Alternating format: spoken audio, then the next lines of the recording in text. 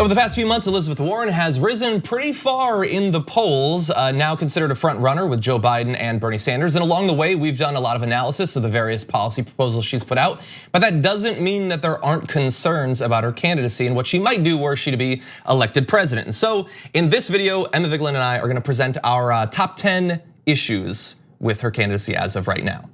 Yeah, so I will include the caveat that I think she's the second most progressive candidate in the race. I think she has a lot of bold policy proposals and is really a brilliant candidate, really good one. So, very similar caveat, she's my second favorite. Right. I mean, I've been very clear, call it biased if you want, that Bernie's my number one, but I'm just trying to put it out there. Yeah. But that said, why don't you start with your number 5? Sure, so I guess my number 5, this isn't in extremely static order, but this is the one of the concerns I have really is her military record budget, or her record on the military budget, and kind of tied into that, her more middle ground approach to Israel. So in the past, she had spoken at AIPAC. She was more aligned with the J Street Israel group, which is a more progressive, more leftist pro-Israel group that's more promoting of peace. But she kind of hedged and she talked about how Israel's always under this onslaught of Palestinian rockets and all of this stuff, which in some ways is true, but now she's kind of shifted her tone.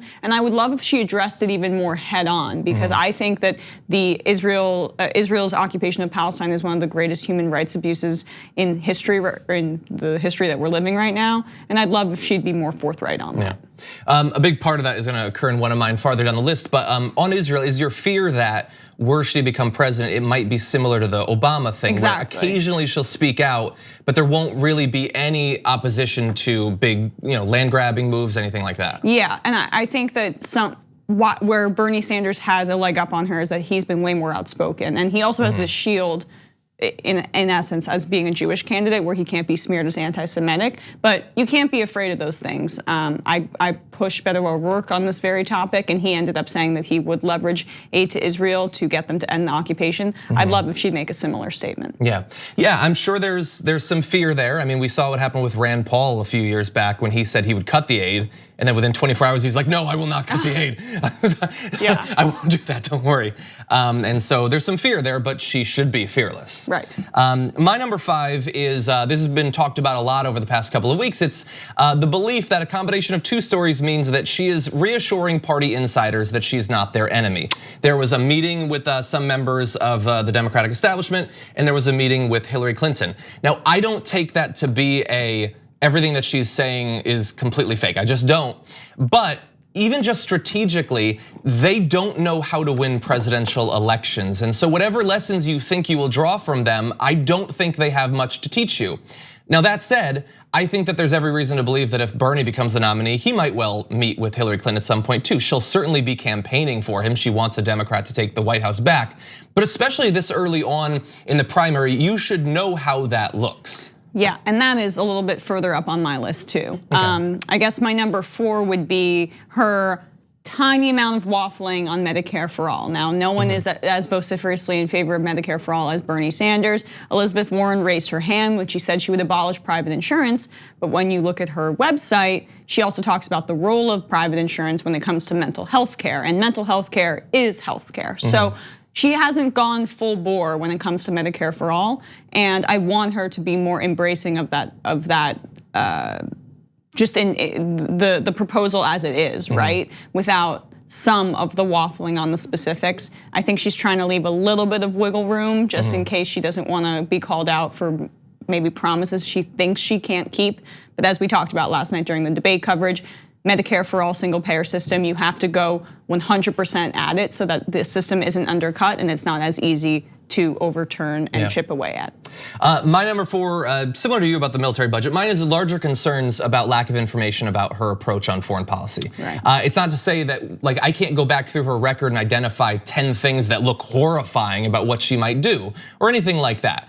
Other than possibly supporting the military budget, which granted almost all of them do, but Bernie Sanders didn't. And so clearly you don't have to, you could stand against that. And it's harder to believe that you're gonna significantly cut military spending in the future if you're supporting increases now. Couple that with, I couldn't do a 10-minute segment describing what her overall philosophy in foreign policy really will be, and I want that information.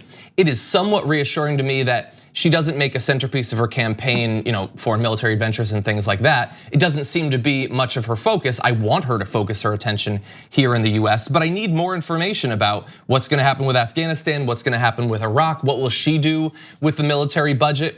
And so just as she's released really complicated plans in other areas, I think it's long, including by the way, Social Security today, it's long overdue for us to know what you think about the military, our forever wars and all of that. Absolutely, I think that she took a step in that direction last night with her answer on Afghanistan and her wanting to get out of Afghanistan, withdrawing the troops without a deal with the Taliban, which was just this prerequisite that only existed last week starting because of Donald Trump's purported meeting with them. So I completely agree with you. She needs to come out with some sort of comprehensive plan, as she has with her domestic policies, which have been great. Yeah. Well, really fast to add on to that, I think one reason she might not have yet is, and this is, I'm not sure that everyone will agree with me, and it is somewhat depressing, but I think that especially inside of this Democratic primary in 2019, I think that the voters have that fairly low ranked, any of these issues. I don't think they're really thinking about it. That's scary. Yeah. But like Biden's record on Iraq hasn't really hurt him yet.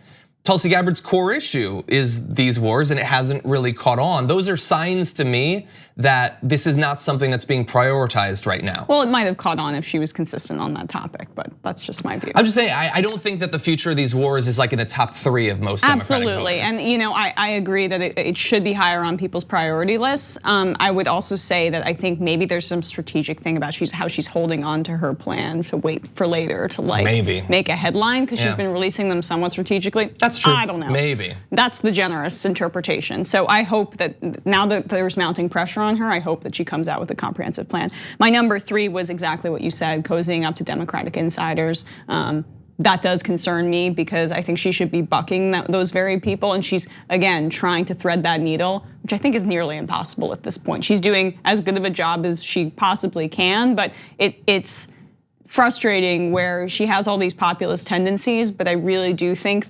the draw of the establishment Democrats is really pulling her back in certain instances, and some of the people that maybe she's surrounding herself with are giving her that inclination, and I'm a little wigged out by that. Yeah, and one of if Bernie was to become president, I don't know where on my list of priorities it would be, but I look forward to the gutting of the DNC and the remaking of it in a progressive image. That's what I want to see. That could happen under Elizabeth Warren, but if she's reassuring them that it won't, I'm much more nervous about the future of the DNC. We don't know if she's doing that. Yeah, we don't honestly know. I'm just saying Bernie's pretty clear, I think. Yeah, and comparison. then that's also an obstacle for him, right? Is that they're trying with all their might to ensure that he doesn't get the nomination because they're terrified of him. Yeah, that's true. So she's again trying to thread that needle, but I think, and I see her perspective, but in the long term, I don't know if I agree.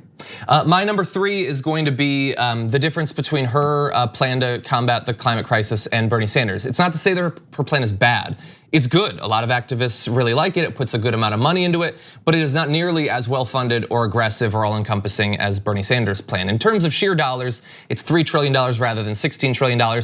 We can have a long debate about exactly where that number should be, but I think that as of right now, while her plan is good, a candidate like Bernie Sanders has it as a more central part of his campaign. He has been talking about it for years and years and years, which reassures me that it's gonna stay a big part of what he would be as president. And I think a greater willingness to take on fracking. There's a number of issues where her plan is good, but in comparison to Bernie's, his is just better. Yeah, and it's just more. There's 16 trillion versus 3, that's pretty substantial. And again, we've talked about this when we're looking at how to play politics. You start the goalpost where you would ideally want it, and then you work back. So exactly. She starting it there, she should be starting it a little bit further along, especially if we're talking about the existential threat of climate change. So my number 2 is her comments about unilateral disarmament, about big money in the general election. So she has said that she doesn't believe in unilateral disarmament, taking big money. I don't think she's that corruptible or she's some sort of shill. She's made her entire career off of challenging big money and corruption and Wall Street.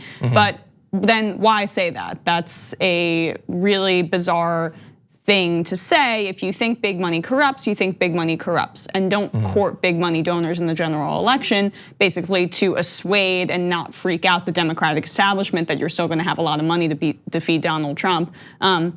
just stick to your principles on that topic. Yeah, especially when it opens you up, if you're the candidate, to attacks from Donald Trump, who will pretend that he's against those same interests when he's obviously not, but he likes to say that he is. And by the way, if you're the nominee, you're gonna be running against Donald Trump. People are gonna give you a lot of money. They really wanna see him lose. You're not gonna have a problem generating money during a presidential election. You don't need it from those people. So my number 2 is going to be Medicare for all. I want to know for sure what you think, and I want you to be consistent. Bernie Sanders is the leader on this. Everyone is talking about some version or variant of his plan, or they have their own plan, but they want to make it seem like his plan. That's consistency. For her, it appears that she very much does support it, but it doesn't always appear exactly that way. Like if I can go to your website and it's not really clear, then that's just not as good. It feels a little bit like Beto O'Rourke at one point back during that election. There should be no vacillation on an issue as important as Medicare for all. Doesn't mean that she's not interested in it, doesn't mean that she's lying about it, but it perhaps means that she might be more susceptible to negotiations that weaken it were she to become president and push for the policy. Yeah, absolutely. I mean, Beto supports Medicare for America now, so he's been pretty clear. It's not Medicare for all anymore, but she stuck to it. But at one point he was in favor of it. Yes, but like they're all saying it, Medicare for all. No, it's one bill. Yeah. So my number 1 is really just an overall tendency to be calculated.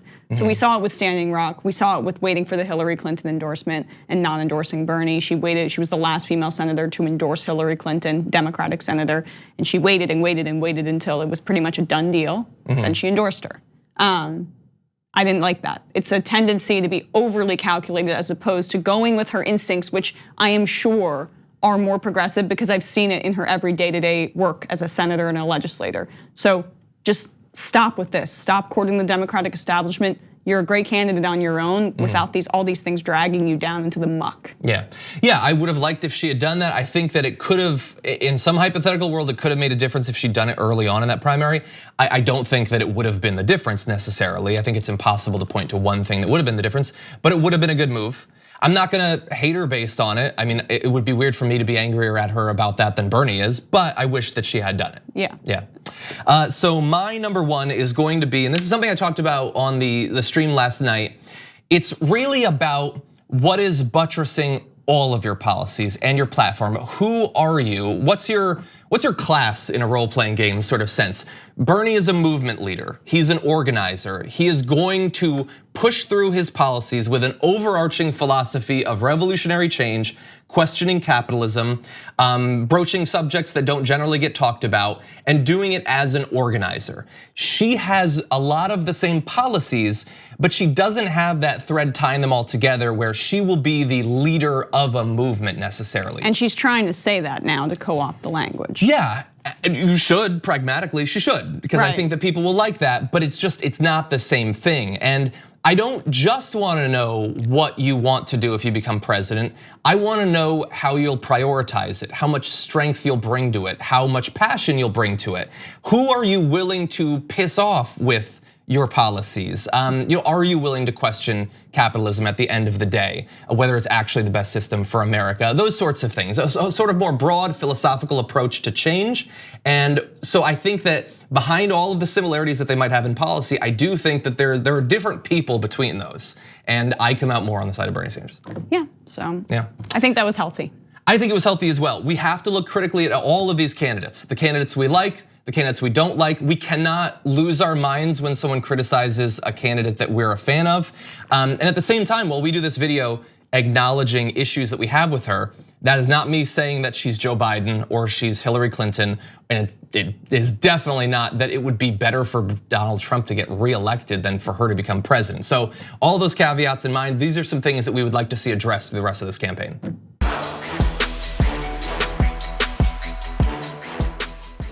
Check out the Damage Report podcast each day, wherever you get your podcasts, whether Pocket Casts or Stitcher or iTunes. You can join me as I give you the news and stories you want with a range of co-hosts and interview guests jumping in on the fun each day. Again, that's the Damage Report, wherever you get your podcasts. And if you get them at iTunes, don't forget to rate and review. Sometimes I'll read them live on the show.